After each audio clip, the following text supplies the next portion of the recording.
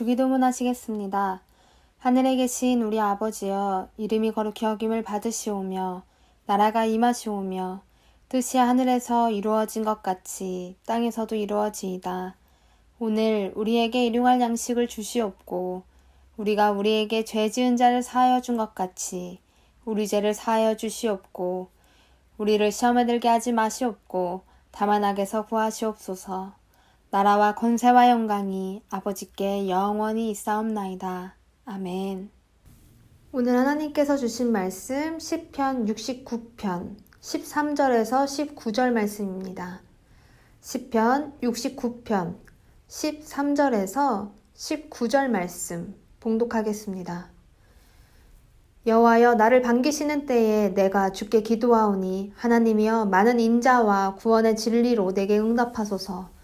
나를 수렁에서 건지사 빠지지 말게 하시고 나를 미워하는 자에게서와 깊은 물에서 건지소서. 큰 물이 나를 휩쓸거나 깊음이 나를 삼키지 못하게 하시며 웅덩이가 내 위에 덮쳐 그것의 입을 닫지 못하게 하소서. 여호와여, 주의 인자하심이 선하시오니 내게 응답하시며 주의 많은 긍휼에 따라 내게로 돌이키소서. 주의 얼굴을 주의 종에게서 숨기지 마소서. 내가 환난 중에 있사오니 속히 내게 응답하소서. 내 영혼에게 가까이 하사 구원하시며 내 원수로 말미암아 나를 속량하소서. 주께서 나의 비방과 수치와 능욕을 아시나이다. 나의 대적자들이 다 주님 앞에 있나이다. 아멘. 오늘 말씀은 하나님 앞에서 극심한 고난의 삶의 위기 속에 처한 다윗이 기록한 시편 말씀입니다. 제가 어떻게 다윗이 고난 속에서 기록한 시편 말씀이라고 알 수 있을까요? 새벽에 우리는 69편의 시편 말씀을 13절부터 19절까지만 읽었지만 오늘 각자 69편의 말씀을 읽고 묵상하는 시간을 가지시기를 바랍니다. 그렇게 69편의 시편 말씀을 읽어보면 지금 다윗이 어떠한 절절한 심정으로 고난 앞에서의 괴로운 심정을 다 고백하고 있는지 우리에게 전달되기 때문입니다. 여러분들께서는 물에 빠져 허우적거린 경험이 있으십니까? 저는 청소년 시기에 가족들과 바다에 놀러 갔을 때 조카와 함께 튜브를 타고 나가다가 그만 바닷물에 빠진 경험이 있었습니다. 그때 바닷속에서 어프어프 하면서 물속에서 허우적거린 경험이 있었는데요. 아직도 그 당시 아찔했던 경험이 생생하게 기억납니다. 그런데 오늘 바로 그 경험을 떠올리게 하는 다윗의 심정이 말씀 속에 기록되어 있습니다. 1절을 보니까 물들이 내 영혼까지 흘러들어왔으니 하나님께 구원해달라고 간청하고 있습니다. 2절에서는 설 곳이 없는 깊은 수렁에 빠져 아주 깊은 물에 들어가니 큰 물이 자신에게 넘치고 있다고 합니다. 감당할 수 없는 고난 속에서 물에 빠진 듯 허우적거리고 있는 상태라고 고백하고 있는 것이죠. 우리가 물에 빠지면 허우적거리면서도 살려달라 소리치게 되는 액션을 취하게 되는 것 모두 아실 것입니다. 이처럼 고난 속에서 3절을 보니까 하나님께 구원해달라고 부르짖었다고 합니다. 어느 정도로 부르짖으면 목이 마르고 하나님을 눈이 빠지도록, 눈이 쎄하도록 찾고 원했다고 절절하게 고백하고 있습니다. 왜 이렇게 힘든 상황에 처한 것입니까? 4절에서 그 이유를 말하고 있습니다. 까닭없이 나를 미워하는 자, 원수가 머리털보다 많기 때문이라고 합니다. 감당할 수 없을 정도의 상태였던 것이죠. 더 나아가서 7절에서는 주님을 위하여 비방을 받고 수치가 자신의 얼굴에 덮였다고 합니다. 어떻게 해도 벗어날 수 없는 고난 속에선 계속해서 허우적거리는 심정이 느껴지는 말씀이 그 후로도 계속해서 쭉 이어집니다. 그렇습니다. 우리는 삶 속에서 거대한 폭풍우를 만나듯 고난의 깊은 물에 빠져 허우적거릴 때가 있습니다. 온 힘이 다 빠지도록 허우적거리며 바랄 뿐이 하나님밖에 없어 목 놓아 하나님을 찾고 하나님을 만나기를 바라는 마음이 절실했던 그런 경험들이 저마다 있습니다. 그러다 보면 우리의 인생이 참 보잘것없고 아슬아슬하고 허무하게 느껴질 때까지도 있습니다. 하나님께서는 나의 기도를 빨리 응답하지 않으시는지 의심되고 나의 삶을 정말 주님이 이끌어 주셔서 만나는 환경이 맞는지 하나님이 이끄신 인생에 왜 이러한 폭풍우와 거센 파도가 나를 덮치는 것인지 고난 속에서 의심까지 생긴다는 것이죠. 그러나 여러분, 고난 앞에서 적어도 우리가 허우적거리면서도 속고 있어서는 안 됩니다. 거대한 폭풍우와 같은 내 인생을 다 덮칠 것 같은 그 고난의 거센 물살에 그저 속지 마십시오. 여러분, 절대 그 고난의 물은 우리를 삼킬 수 없습니다. 하나님이 보호하시는 인생은 물에 빠져 허우적거린다고 해서 그 물이 우리를 다 집어서 우리의 생명까지 삼킬 수 없는 것입니다. 왜냐하면 주님의 강한 팔이 이미 우리를 붙잡고 계시기 때문이죠. 지금 허우적거리는 그 순간에서도 말입니다. 여러분, 제가 조카와 함께 예전에 튜브를 타고 나갔다가 갑자기 만난 큰 파도에 대해서 이야기를 드렸습니다. 제가 그때 만난 큰 파도에 튜브가 뒤집어진 것이었습니다. 그래서 제가 바닷물에 빠져서 놀라 허우적거린 아찔한 경험이 있었다고 말씀드린 거였는데요. 저는 그 순간 갑자기 크게 찾아온 파도 물살에 놀라면서 제가 타고 있던 튜브까지 확 뒤집어지자 제가 물속에 푹 들어간 후 제대로 움직이지 못하겠고 그러자 물을 먹으면서 놀라서 아주 심하게 허우적거리고 있었어요. 근데 그렇게 몇 번을 허우적거리고 있는데 누군가 저를 번쩍 들어주는 것이에요. 그래 누군가 정신을 차리고 보니까 저는 혼자 튜브를 타고 나온 것이 아니었거든요. 저랑 같이 튜브를 붙잡고 나온 조카가 옆에 있었습니다. 제가 허우적거릴 때는 그 옆에 누가 있었는지도 깨닫지 못하고 나 죽는다고 허우적거리고 있었는데 지금 같은 파도를 만난 이 조카가 어떤 사람이었냐면 수영을 정말 잘하는 사람이었어요.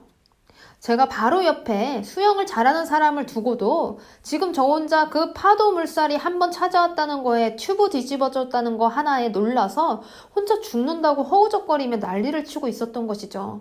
그런 저를 조카가 정신을 차리게 해주면서 웃더니 저한테 이렇게 묻던 게 아직도 기억납니다.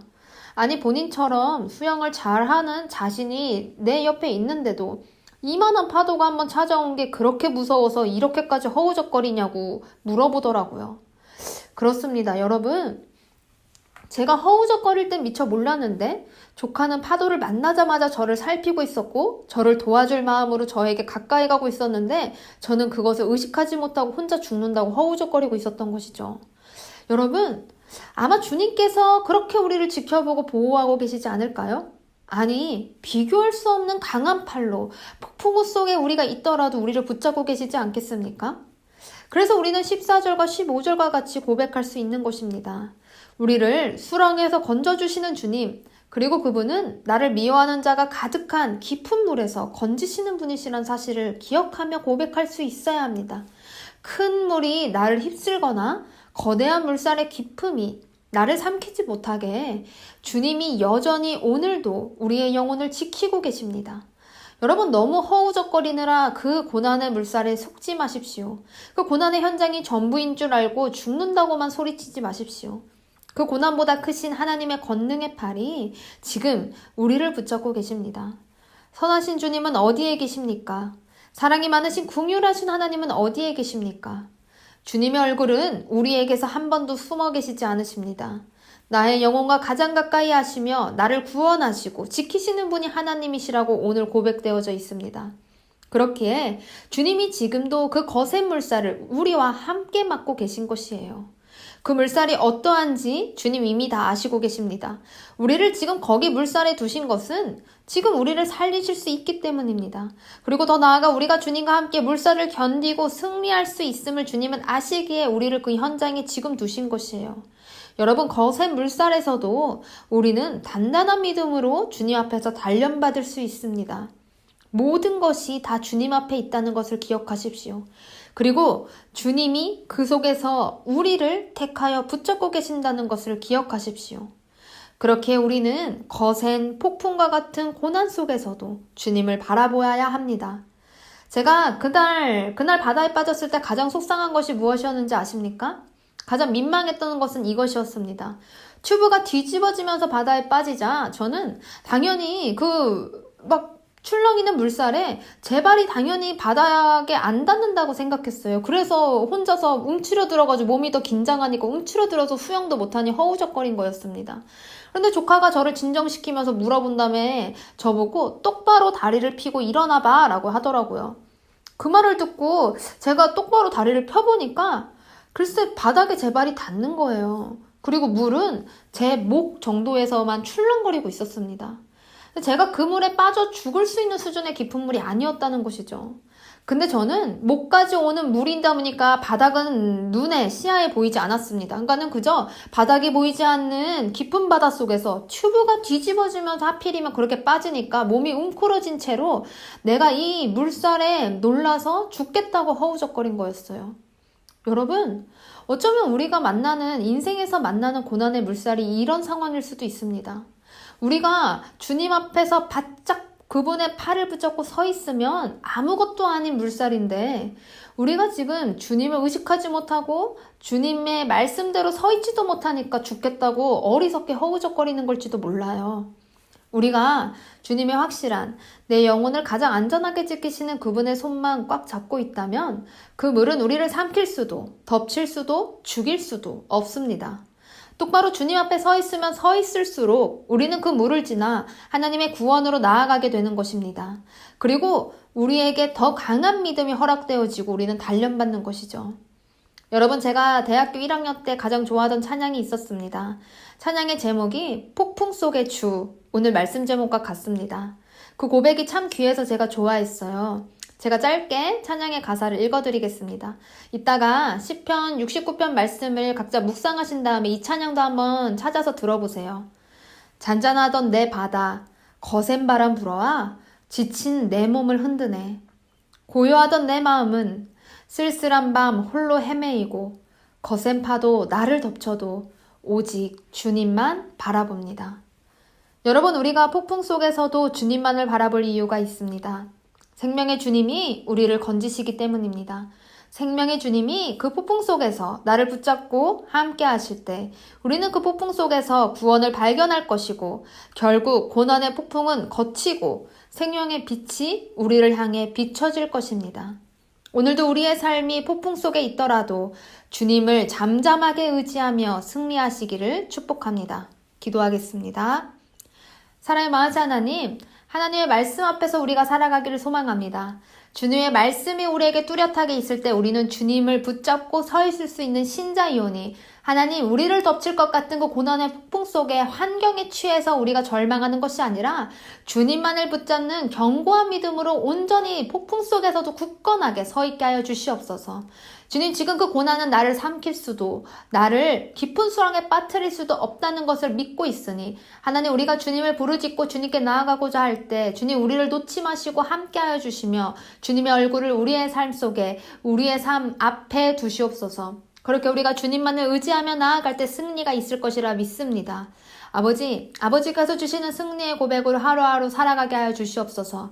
믿음이 패역해지고 믿음이 나약해지는 이 시기에 우리들이 이 새벽 주님 앞에서 말씀을 붙잡고 기도하오니 하나님, 우리의 믿음을 더욱더 강하게 연단시켜 주시옵시고 시기에 걸맞는 믿음이 되는 것이 아니라 주의 말씀에 따른 믿음으로 온전히 승리하게 하여 주시옵소서. 그렇게 오늘도 우리를 지키시는 폭풍 속에서도 우리와 함께 하시는 예수 그리스도의 이름으로 기도드렸습니다. 아멘.